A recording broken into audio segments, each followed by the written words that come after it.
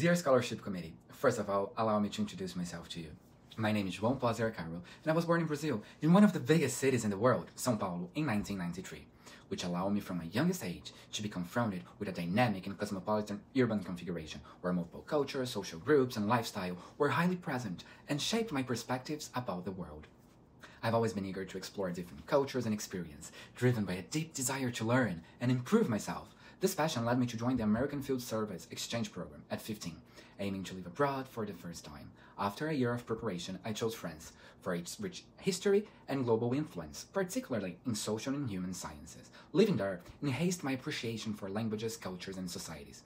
After completing my high school year over there, I decided to continue my studies in sociology at Université Lumière Lyon 2, known for its excellent faculty and community impact. During my time in France, I also traveled to other countries, making friends and bonds all around.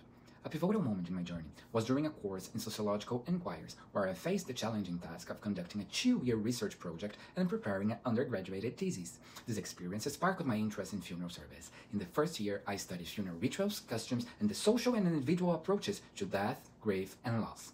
In the second year, I focused on the funeral professionals and their methods for handling the losses of other individuals. So I started an internship at the Lyon Metropolitan Crematorium as a cremation assistant, gradually moving from observation to hands-on task as I gained my co-workers' trust. This experience helped me build a strong network with professionals and businesses. By the end of my internship, I was offered a position as a funeral assistant at a funeral home, which I gladly accepted. At Pompe Funèbre de Lyon Confluence, I gained extensive knowledge about funeral services, rituals, and administrative duties. Within a year, I was promoted a funeral director, responsible for supporting families, planning services, coordinating with religious communities and public services, preparing funerals, writing eulogies, and homage. And it was at that time that I realized that being a funeral director was more than a job. For me, it's a lifestyle and a commitment to the society. In other words, being part of a funeral professional goes beyond the tasks and duties implied within the profession itself, considering that the funeral director is first and foremost a supportive, caring, and empathetic individual who is always ready to serve the community. In March 2016, I had to put my career on hold and go back to Brazil to support and care for my family. My grandmother was seriously ill, and I decided to be with her and my family. This decision allowed us to care for my grandmother at the comfort of our home, respecting her wishes, desires to be surrounded by those who she loved and loved her until the very end. Sadly, she passed away in May 2017, and it was important for my family and me to be together in this difficult time of loss, allowing us to grieve as a family. Yet, this moment was deeply poignant in my life. In addition to the loss, we are confronted with an unsatisfactory funeral service provided for my grandmother. The lack of humanity, care, respect, compassion, and empathy were the most difficult aspects regarding the service. The professionals who were in charge were indifferent and disrespectful.